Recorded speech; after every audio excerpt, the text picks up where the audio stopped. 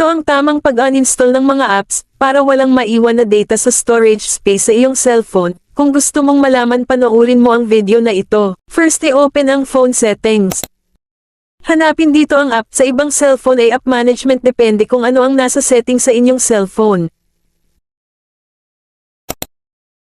Pindutin ulit ang apps.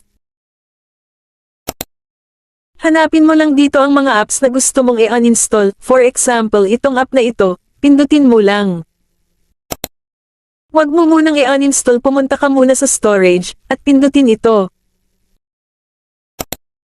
Pindutin mo ang clear data, para mawala ang mga data sa app. Pindutin mo ang delete. Makikita mo dito ang data niya ay naging 0 bytes pagkatapos mong ma-clear data. Pindutin ang back arrow sa taas. Pindutin ang uninstall.